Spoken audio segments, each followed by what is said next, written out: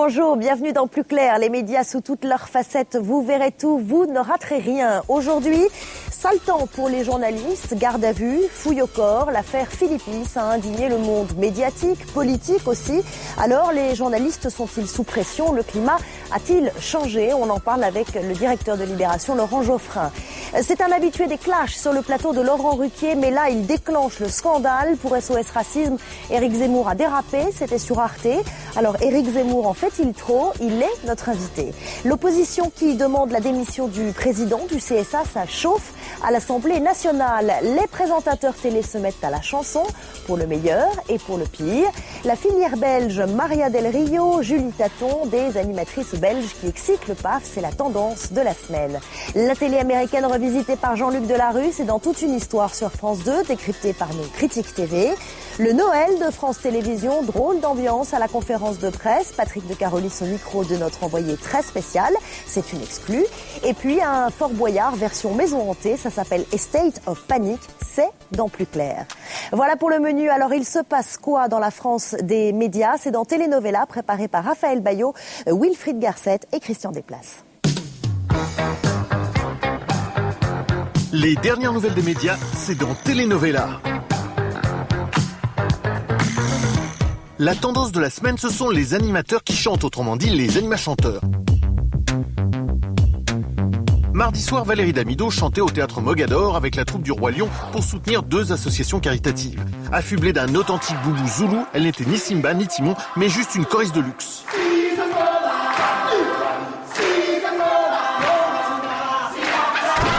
Alors pas trop le trac, Valérie? Moi j'avais qu'une trouille, c'était tomber et leur planter le numéro. Parce que si tu te casses la gueule, du coup tu plantes les autres. Donc moi c'était plus par rapport à eux que par rapport à moi. Deuxième animachanteur de la semaine, Bertrand Renard, le monsieur chiffre de l'émission des chiffres et des lettres. Alors on va enlever 5 plus 2, 7, voilà. Certainement fatigué de faire les comptes tous les jours, depuis 33 ans à la télé, il a décidé de se faire plaisir en chantant de l'opérette.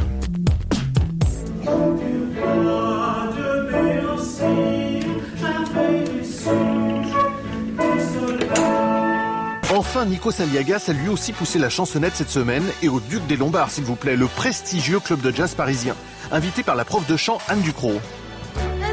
L'animateur avait choisi l'option crooner ténébreux.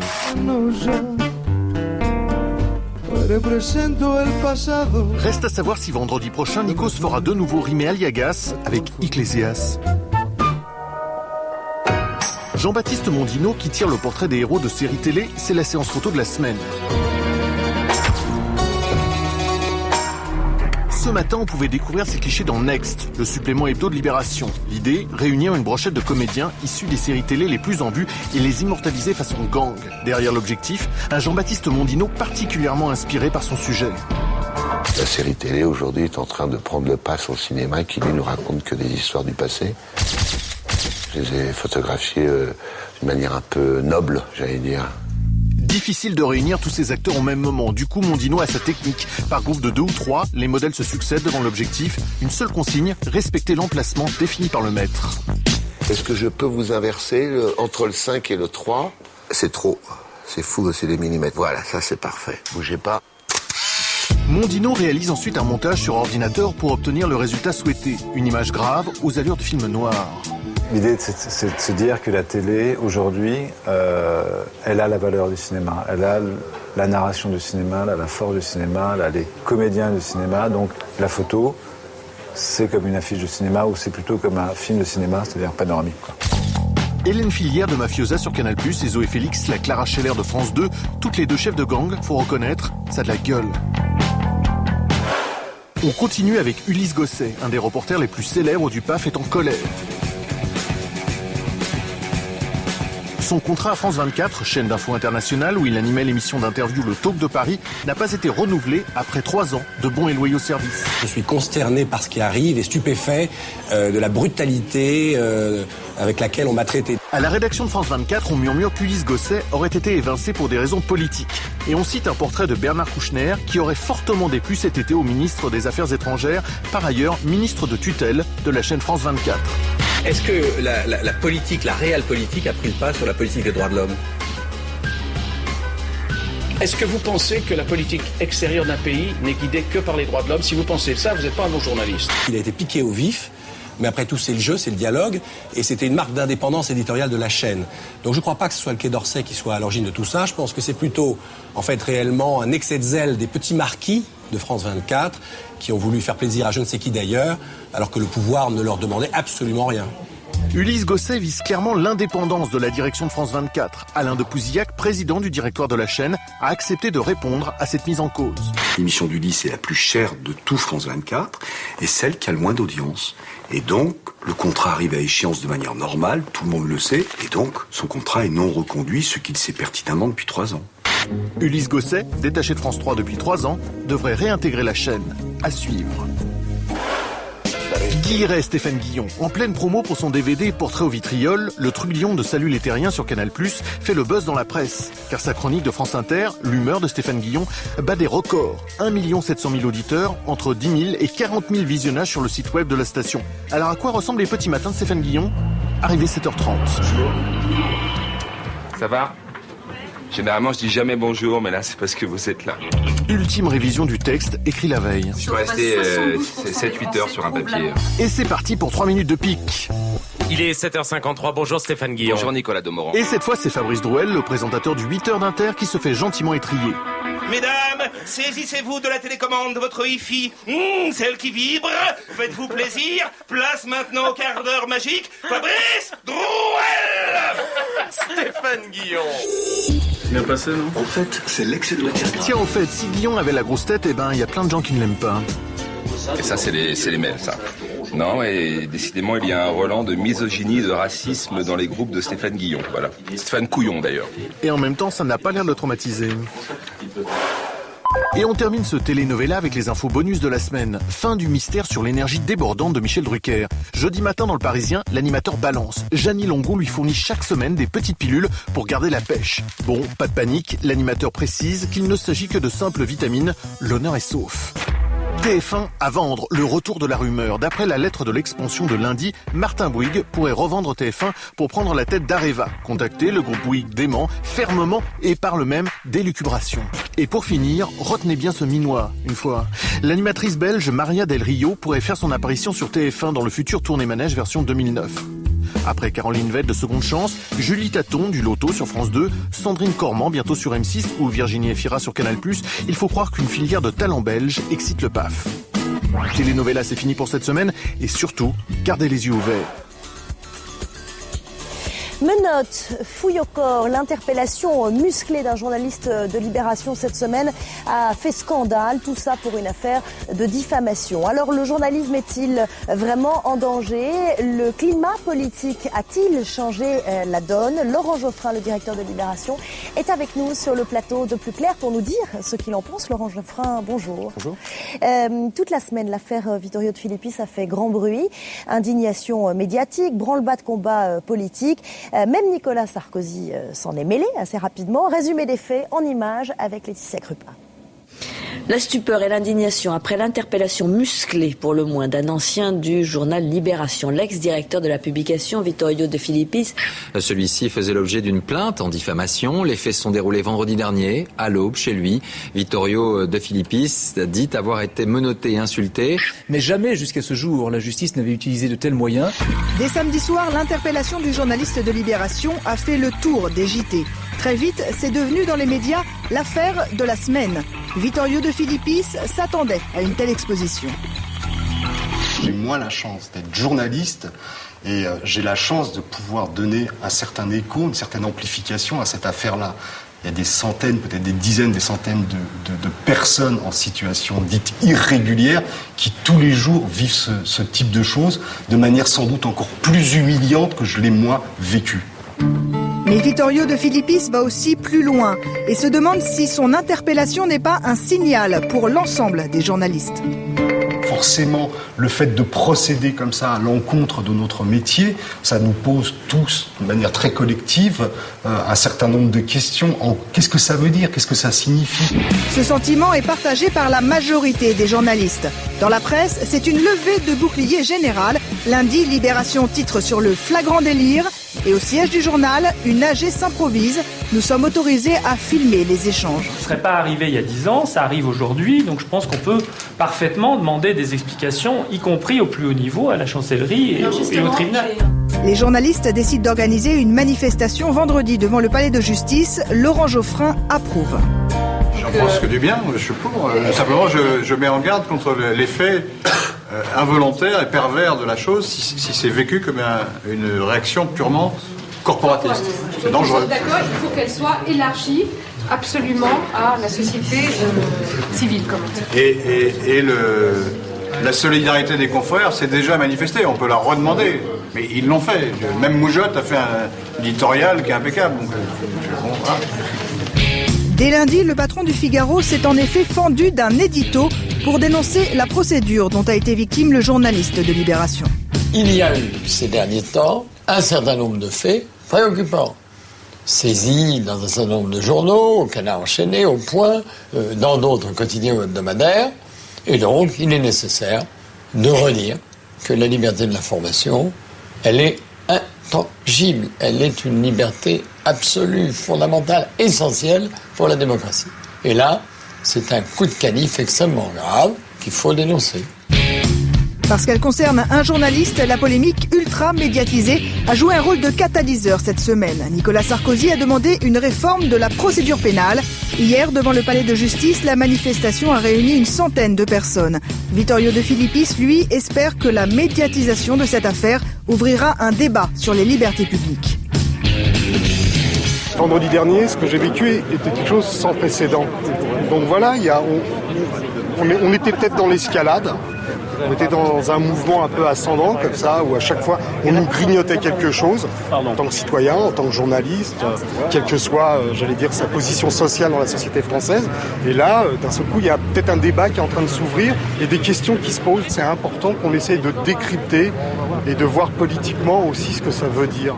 Est-ce que la juge a voulu se payer un journaliste? Je ne pense pas que la magistrate se soit dit c'est un journaliste, on va voir ce qu'on va voir.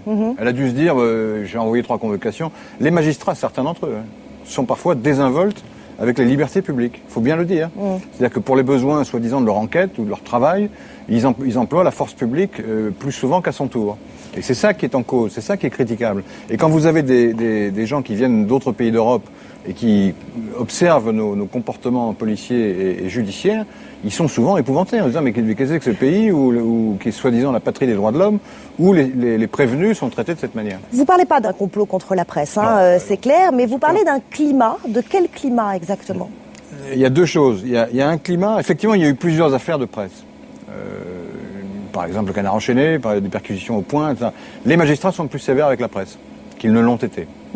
Alors la presse commet des erreurs, je ne suis pas pour dire qu'il ne faut pas être sévère parfois, mais c'est plus fréquent. Et souvent, c'est des choses nouvelles. Mais pourquoi? Qui est responsable de ce climat, de cette sévérité accrue? À l'égard de la presse, je pense que les magistrats ont fini par se dire mais pourquoi est-ce qu'on devrait ménager particulièrement ce secteur? Il n'y a pas de raison, etc. Bon, alors qu'ils jouent un rôle quand même important dans l'expression du suffrage et dans le débat civique. Et donc c'est pour ça qu'il y a des garanties particulières pour la presse. Est-ce que vous pensez que... Mais il y a un climat plus général qui est une politique, pour le coup, qui est menée depuis des années à la fois par l'ancien ministre de l'Intérieur, Nicolas Sarkozy, et le président de la République, Nicolas Sarkozy. Voilà, justement, vous parlez de Nicolas Sarkozy, qui est aujourd'hui président de la République. Est-ce que vous pensez très clairement qu'il a dit ou fait des choses qui aggravent ce climat, qui nourrissent ce climat dont vous parlez? En l'occurrence, sur ce point qui nous occupe, là, il est intervenu plutôt dans le bon sens, puisqu'il a dit « je comprends ». Voilà, cette semaine, il a désavoué Michel Alliot-Marie et Rachida Dati, qui avaient défendu et la juge et les policiers. D'ailleurs, plutôt dans le bon sens, je le répète. Cette semaine, les mots ont été assez forts après cette affaire Philippis. On a même entendu parler de chasse aux sorcières, de méthodes dignes du franquisme. Non. Est-ce que c'est ce qu'on a pu lire et entendre? Est-ce qu'on n'a pas un peu exagéré pour le coup? Bien sûr, c'est forcé. Oui. C'est un peu outré. Il faut se méfier de l'effet pervers de la chose, parce que les journalistes, c'est vrai, ont un privilège, c'est quand il leur arrive quelque chose de grave, d'important, leur journal peut en parler s'il le juge bon. Oui, c'est un écho. Donc ça donne un écho plus grand que si c'était un citoyen normal. Votre journal, Laurent Geoffrin, a accordé une large place à cette interpellation de Vittorio de Philippis.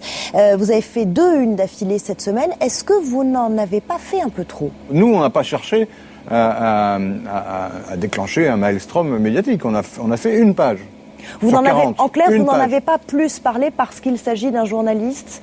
Vous en auriez autant parlé si c'était agi d'un citoyen lambda? Cette question qu'on nous pose, qu'on a posée 15 fois, à mon avis, n'est pas justifiée. C'est normal que je vous la pose. On n'arrête pas de prendre position de manière très virulente contre les atteintes à Les la liberté lecteurs vous publique. l'ont posé cette question et vous leur avez répondu dans la rubrique qui s'appelle Making of. Vous êtes justifié sur cette question. Oui, parce que quand on pose des questions, on répond, mais on a la conscience très tranquille là-dessus. Encore une fois, ça fait des années, pour ne pas dire des décennies, que Libération se bat pour défendre. Souvent, on nous le reproche d'ailleurs. Si vous parlez à certains policiers, ils trouvent qu'on vraiment on en fait trop dans ce domaine. Parlons de l'actualité du projet de loi sur l'audiovisuel public. Le président de France Télévisions sera désormais nommé directement par le président de la République. Est-ce qu'il s'agit selon vous d'une régression? C'est oui, de 30 ans.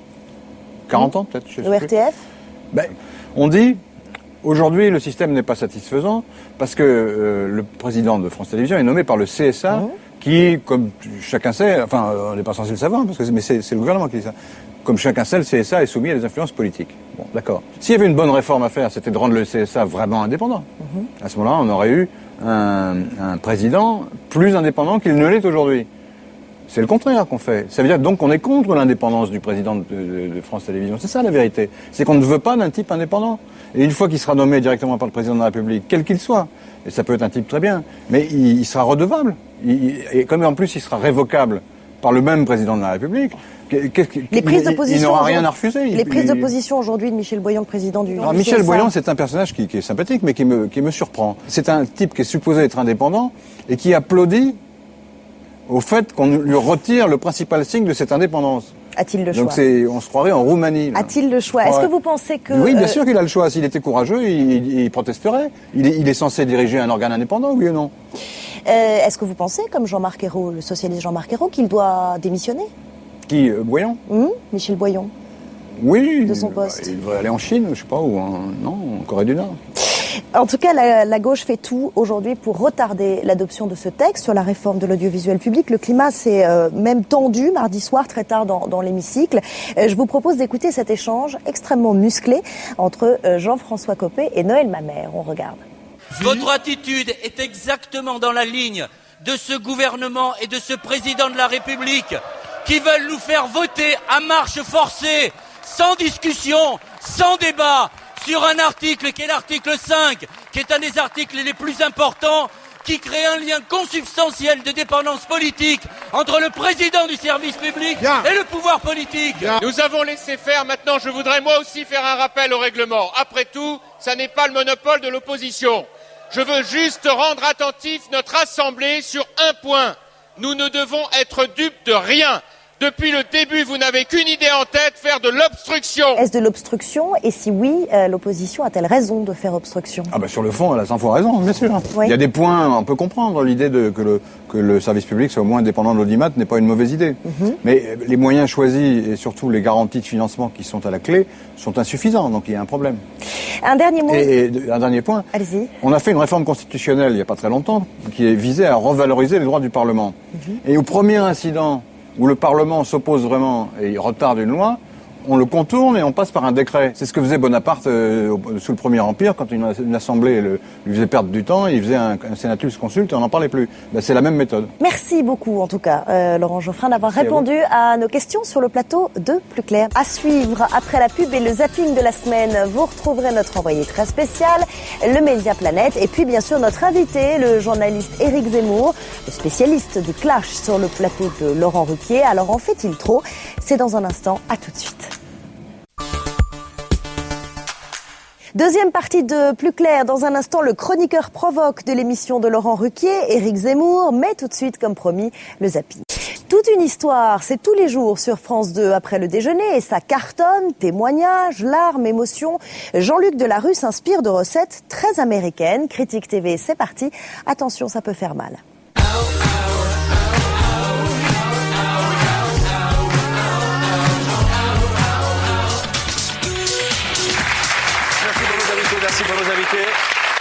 Bonjour à tous. Toute une histoire, la quotidienne de Jean-Luc Delarue, c'est d'abord des invités qui pleurent, qui doutent, qui souffrent, et qui sont là pour parler de leurs états d'âme. Je me suis rendu compte qu'il avait une liaison avec ma meilleure amie. C'est surtout un animateur, le pape du talk-show à la française, Jean-Luc Delarue. Et vous, connaissez-vous vraiment la personne que vous aimez ?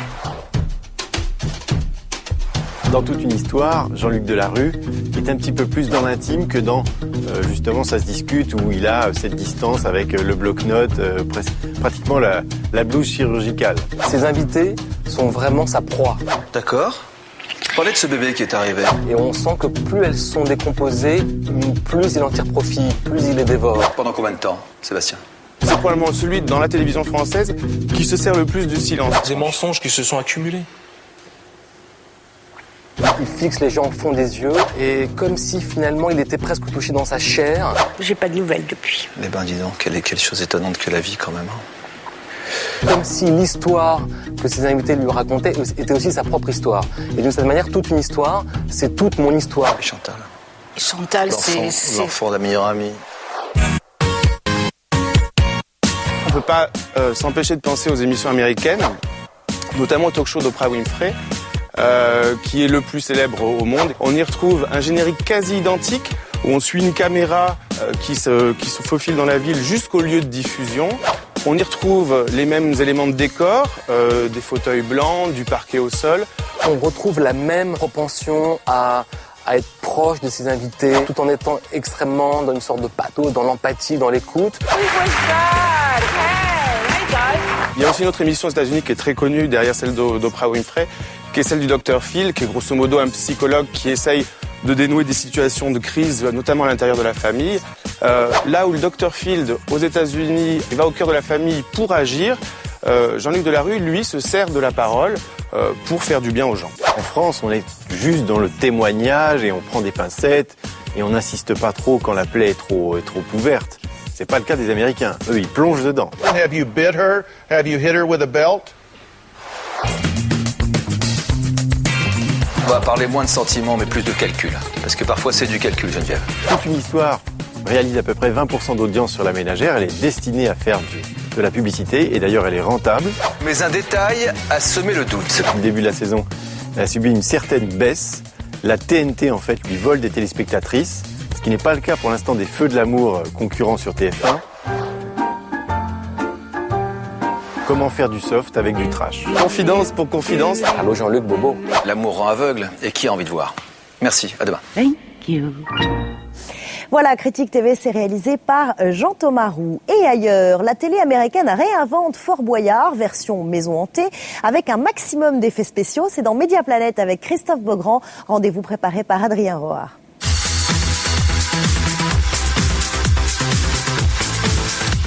Bienvenue dans Mediaplanète, toute l'actu internationale des médias en moins de 6 minutes. Décidément les filles, je vous fais hurler toutes les semaines, ah oui c'est plus fort que moi. Allez c'est parti. Et on commence avec l'anniversaire de la semaine, celui de la chaîne météo canadienne The Weather Channel, Météo Média, dans sa version francophone. Bienvenue. Aujourd'hui, évidemment, tout plein de détails concernant la neige à venir encore demain. Mais pour l'instant, de beaux reportages pour vous sur les ondes de Météo Média. Météo Média fête ses 20 ans, il faut le savoir, au Canada, cette petite chaîne thématique est devenue un phénomène d'audience. 8 Canadiens sur 10 la regardent au moins une fois par jour. Du coup, nous sommes allés voir une icône météorologique française, Mademoiselle Catherine Laborde. Bonjour Catherine. Bonjour Christophe. Alors, à votre avis, pourquoi une telle passion des téléspectateurs pour la météo? Pourquoi est-ce qu'il y a une chaîne météo qui est autant regardée au Québec? C'est parce que tout simplement, quand il se met à neiger, on peut plus sortir en voiture. Et il va pas tomber 2 cm de neige comme il peut tomber à Paris une fois tous les 5 ans. Il va tomber des mètres de neige. Et ça change complètement les habitudes du quotidien. Et voici le top 3 de nos présentateurs météo préférés. En numéro 3, la météo de Maite Caranco. Cette présentatrice nous vient du Mexique et elle est très caliente. Plus court pour le short, c'est difficile quand même. Por la tarde un cielo con muy escasa nubosidad, alcanzando 30 grados como máxima y como mínima 16. En numéro 2, moins sexy mais très sympa, cette présentatrice météo allemande prise d'un méchant fou rire. So, und zieht jetzt in Richtung Westalb.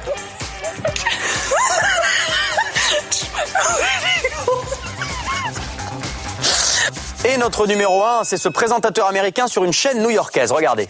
Yeah, he said it was going to be cold for tomorrow. Then you're going to go outside tomorrow, you're going to say, holy expletive, expletive, expletive. He didn't say it was going to be this cold. I'm telling you, it'll feel like it's sub-zero.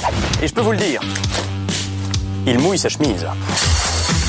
La campagne américaine a fait d'elle une star. Souvenez-vous, Tina Fey, c'est cette comédienne qui a imité Sarah Palin tout au long de la course à la Maison-Blanche. Eh bien, consécration ultime, elle se retrouve cette semaine en une du prestigieux magazine Vanity Fair et shootée par The Star de la photo, Annie Leibovitz. Au passage, dans l'article, Tina Fey nous apprend des trucs passionnants sur elle, du genre une femme a toujours besoin d'une pince à épiler, ses parents étaient républicains et elle n'aime pas ses pieds. Et notre revue de presse continue cette semaine avec le nouveau People, le magazine People, justement, numéro 1 aux États-Unis, qui nous propose un top des hommes les plus sexy du monde. Brad Pitt, George Clooney, Daniel Craig, bon, c'est un peu toujours les mêmes. Sauf qu'il y a une nouveauté incroyable. Vous pouvez sentir leur odeur préférée. Il suffit de gratter dans les pages intérieures. Par exemple, Chase Crawford, de la série Gossip Girl. Eh bien, il adore l'odeur du gazon fraîchement coupé. Bien. Et puis Chris Meloni, le héros de New York Unité Spéciale, qui est très branché odeur de serviettes de plage et de crème solaire. La série s'appelle L'Invasion, elle vient tout juste d'être primée aux Emmy Awards internationaux dans la catégorie meilleure telenovela. Et pourtant, cette série n'est quasiment pas diffusée à la télévision.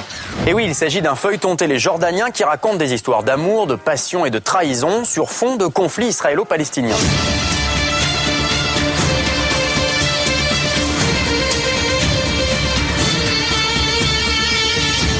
Et c'est là que le problème se pose. Les pays du Moyen-Orient ont peur que la série ne plaise pas au public, car elle parle de pardon, d'amour entre juifs et arabes. Alors nous sommes allés voir Jian Safar, une spécialiste du Moyen-Orient. Pourquoi cette série est boycottée par la plupart des médias arabes ? Cette histoire d'amour interdite, même parfois impure, avec donc cette Israélienne et ce Palestinien, je pense que réellement c'est l'histoire d'amour qui gêne. Il ne s'agit pas de boycott de la part des médias arabes. Je pense que c'est vraiment une autocensure de l'ordre du psychique. Il y a une impossibilité quand même de concevoir ou de percevoir cette relation possible dans un tel contexte. Et du coup, cet Emmy Award pourrait bien leur donner un coup de pouce. On vous tiendra au courant si une chaîne finit par l'acheter. Jusqu'où êtes-vous prêts à aller pour gagner de l'argent ? Aux États-Unis, les candidats de ce nouveau jeu télé State of Panic sont prêts à tout. Regardez. Tonight, these 7 people have traveled halfway around the world in search of these riches. They have no idea what shocking surprises await them. Il s'agit d'une maison de l'horreur dans laquelle une brochette de candidats se retrouve pour tenter de mettre la main sur un bon paquet de dollars. Mais pour ça, les épreuves sont toutes plus sadiques les unes que les autres. On vous enferme dans une cave qui se remplit d'eau. Vous vous retrouvez dans une pièce dont les murs se rapprochent dangereusement.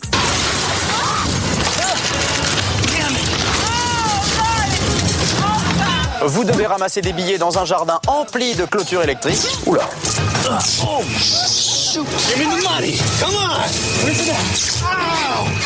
Moi, je ferais ça les doigts dans le nez. De toute façon, je n'ai peur de rien. C'est un des buzz internet de la semaine. L'ancien tennisman Björn Borg se lance dans les sites de rencontres. Regardez cette pub où l'on voit 2 curés qui se marient. Et oui, ils se seraient rencontrés grâce au site björnborg.com. And I see your true colors shining through. I see your true colors, and that's why I love you. Énorme buzz en Suède. Nous sommes en plein débat sur le mariage gay là-bas. Et sur le site, les connexions explosent. Our mission is to help. We bring you love for all. Alors on imagine qu'on va trouver l'amour, mais en fait vous vous êtes fait avoir tout comme nous. Ce site n'est pas du tout un site de rencontre, mais juste une campagne de pub pour la marque de sous-vêtements de Björn Borg. L'ancien champion devenu businessman a simplement utilisé ce subterfuge pour faire venir du monde sur son site de vente en ligne. Ah, il est fort ce Borg quand même. Allez, à la semaine prochaine dans Mediaplanète.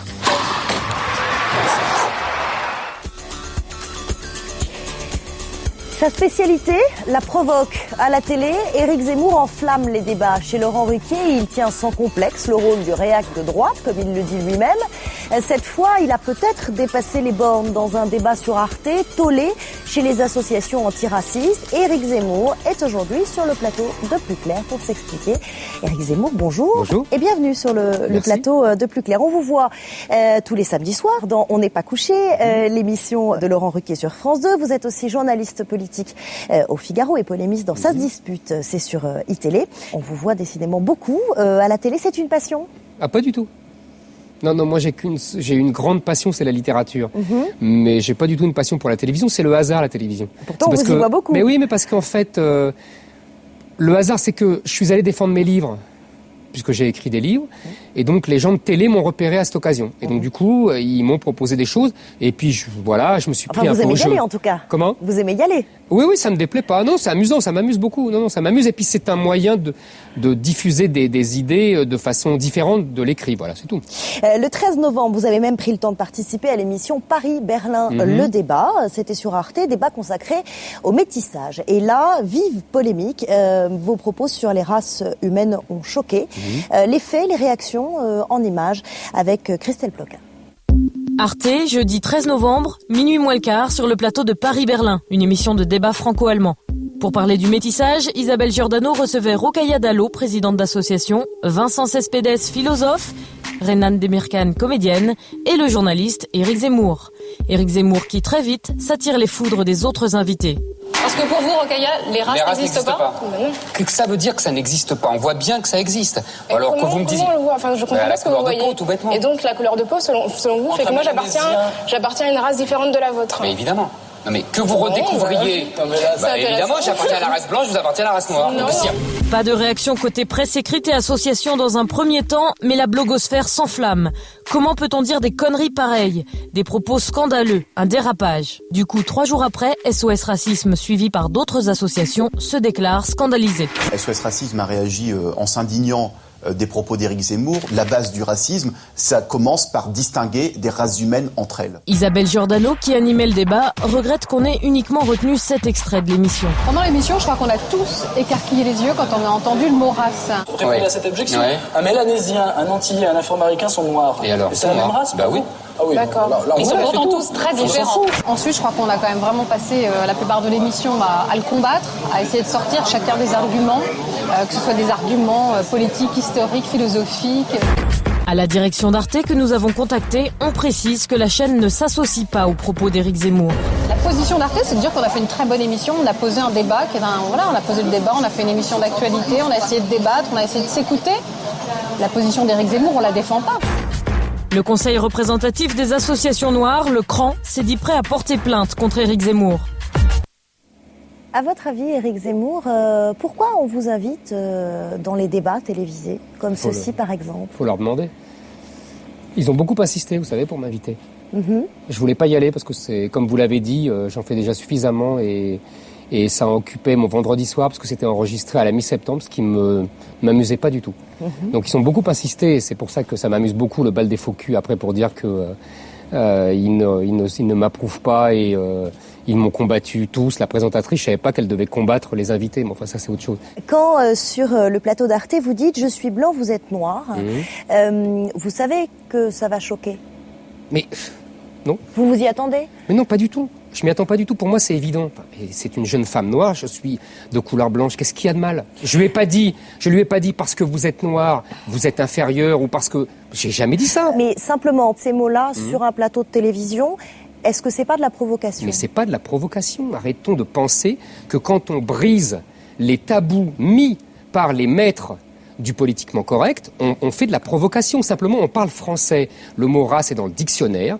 Dans ce cas-là, ces gens doivent faire une manifestation devant l'Académie française pour qu'elle supprime le mot race du dictionnaire. Je vous rappelle, je vous ai apporté que dans la Déclaration universelle des droits de l'homme, article 2, il est écrit « Chacun peut se prévaloir de tous les droits et de toutes les libertés proclamées dans la présente déclaration, sans distinction aucune, notamment de race, de couleur, de sexe ». Donc, ceux aussi sont des racistes. Dans la Constitution de la Ve République, dans le préambule, c'est la même chose. Est-ce que vous comprenez tout de même que vos propos puissent choquer, déclencher ce genre de réaction ? Vous le comprenez ? Non. Je pense que je choque pas.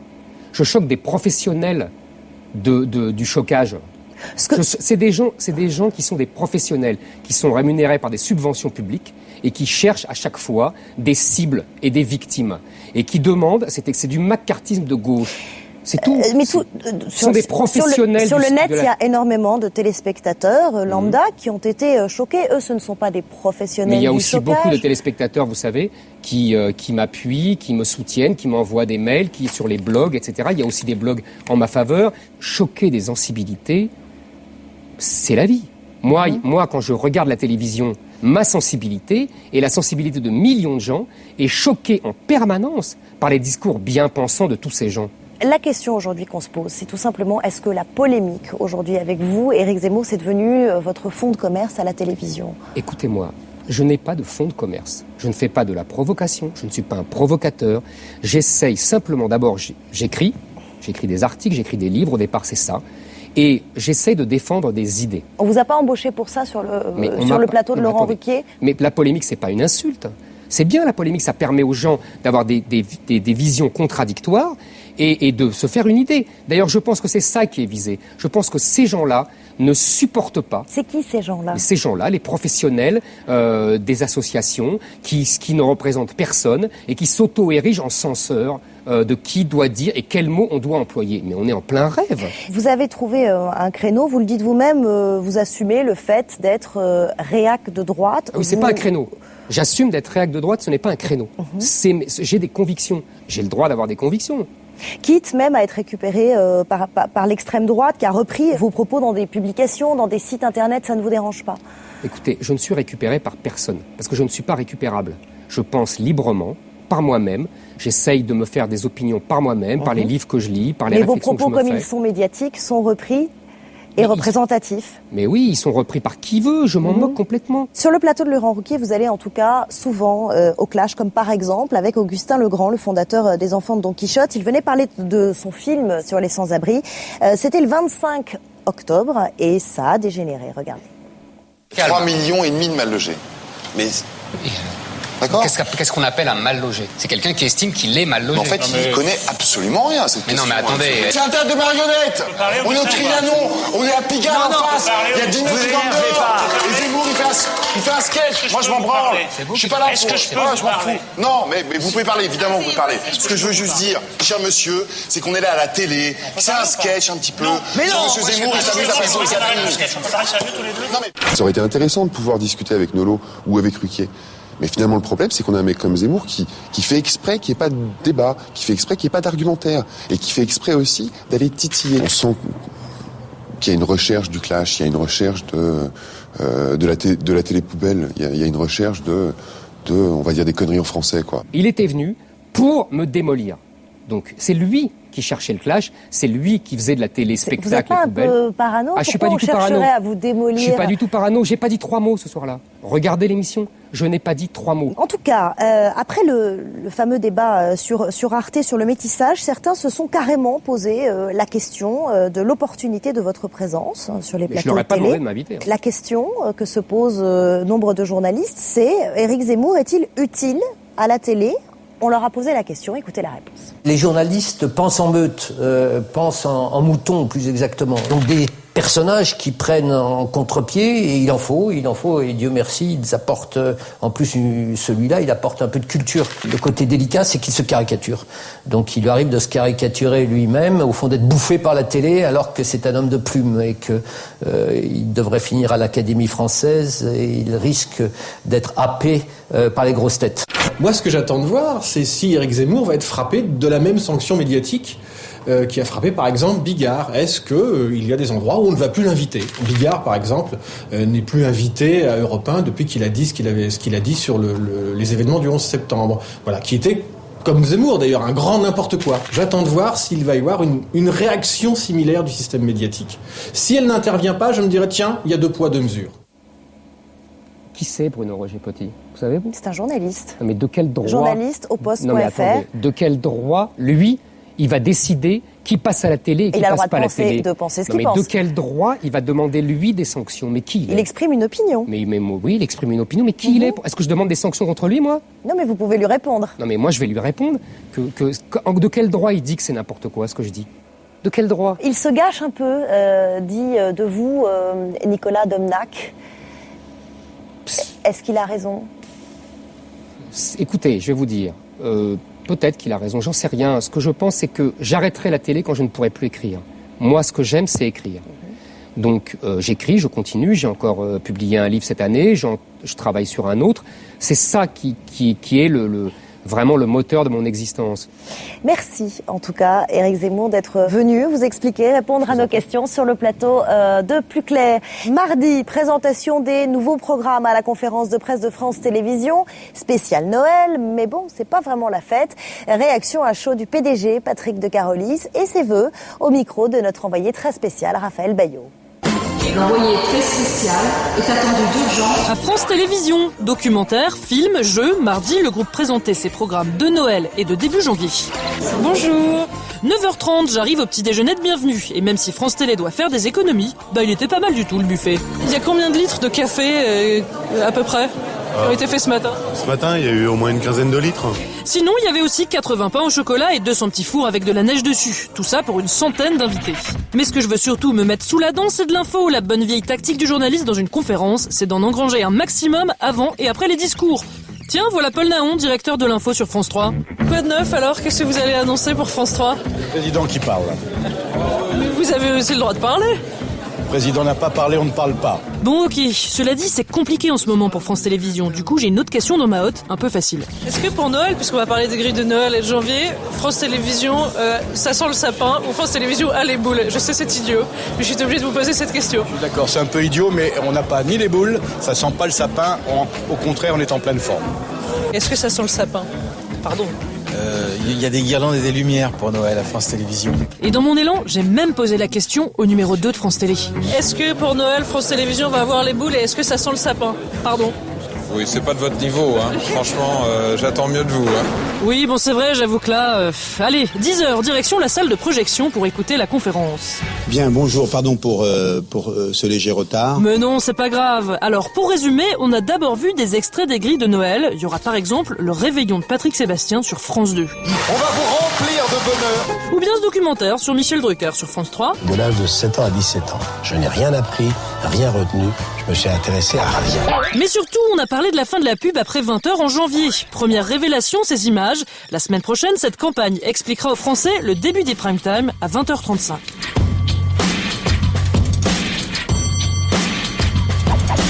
À part ça, sur France 3, Plus belle la vie sera bien avancée à 20h10. Je trouve pas ça juste un tout petit peu excitant, non? Et sur France 2, Exit, une surprise peut en cacher une autre. Il y a peut-être un langage de vérité aussi à dire. Il y a des concepts qui sont pas bons, il y a des émissions qui sont pas bonnes. Ah, ça fait bien mal. Bon, j'ai bien tenté de savoir ce qui remplacera la surprise pendant la séance de questions, mais en vain. Raphaël Bayot de Plus Clair de Canal+. Que va-t-il exactement se passer sur France 2 entre 18h et 20h? Donc à partir du 19 janvier, du lundi 19 janvier, il y aura un nouveau pré-access.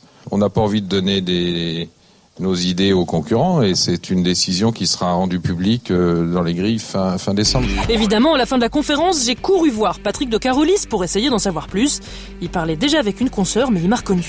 Comment allez-vous? Ça va très bien, et vous m'avez manqué. Ah, ben vous aussi. Il paraît que c'est toujours après les conférences qu'on a les infos, c'est vrai, donc on va vous poursuivre un petit peu.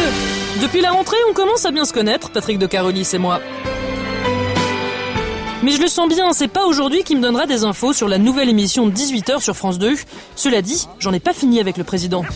Qu'est-ce que vous allez demander comme cadeau de Noël, vous, en tant que président de France Télévisions? Qu'est-ce qui vous ferait plaisir dans vos bottes, sous le sapin? De France Télévisions? Oui. Qu'est-ce que vous voulez pour France Télévisions pour Noël? Vous êtes vraiment très bonne, hein.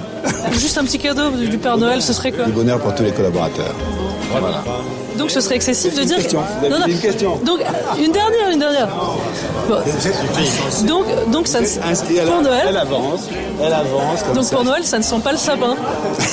Bravo. C'est ça? Vous êtes d'accord avec moi? Sans le chêne. Et vous savez, les chaînes qu'on abat sont rares. Hein. Ah, sacré président, les chaînes de télévision qu'on abat sont rares. Allez, un petit four et puis s'en va. Et bien sûr, résumons-nous sur 4 dirigeants du service public interrogés. 4 se sont dit confiants pour l'avenir. Joyeux Noël, France Télévisions. Ce qui est in, ce qui est out cette semaine à la télévision, c'est dans le cahier de tendance de Mathieu Drouin.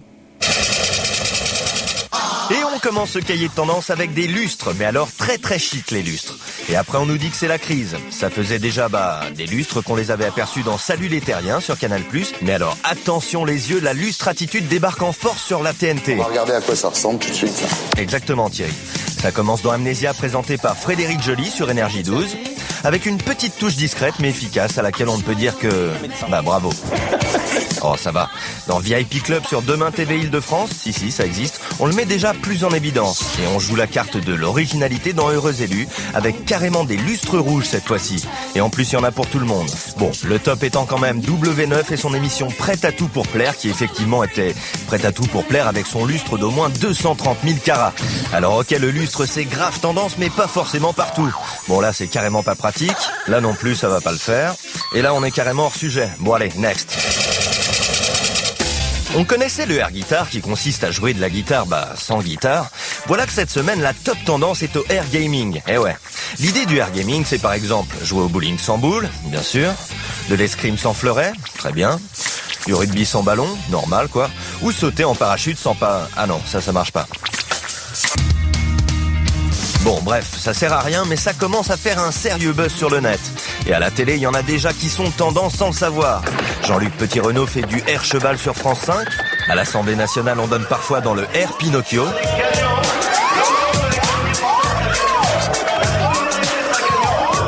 Christophe de Chavannes, lui, nous fait du air plongé.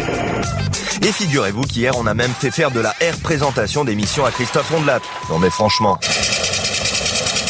Le out de la semaine, il est pour toutes ces émissions de la TNT qui nous proposaient d'assister à des défis un peu limites. Sur la chaîne Gulli, l'idée c'était de confectionner le plus grand taco du monde, 15 mètres de long. Ouais faut aimer. Sur Cap 24, le défi c'était d'arriver à chanter une chanson secouée dans une 2 chevaux. Ah ouais, ça doit être très très dur ça. Et sur IDF1 pour Jackie de passer un coup de fil à notre président. Il ne m'a jamais répondu. À la présidence de la République, bonjour, c'est Jackie du JJDA, vous êtes en direct absolu sur IDF1. En direct absolu, waouh. Je parle à Nicolas Sarkozy, s'il vous plaît. Ça va pas être possible, monsieur. Pourquoi ça va être possible? Non, parce que tous les soirs vous appelez et tous les soirs on vous répond la même chose. Tu m'étonnes, recevoir tous les soirs un coup de fil de Jackie au bout d'un moment. Mais il fallait sortir de la TNT pour voir le défi de la semaine. C'était dimanche soir au JT de France 2, avec cet envoyé spécial qui avait 13 secondes pour faire son lancement, sinon il se faisait écraser. Oula, c'est pas passé loin. Bon allez, à la semaine prochaine. Voilà, plus clair, c'est fini pour aujourd'hui. Vous pouvez retrouver l'émission sur canalplus.fr. Rendez-vous même endroit, même heure, samedi prochain. C'est en clair et c'est à 12h45. Bon week-end, bye bye.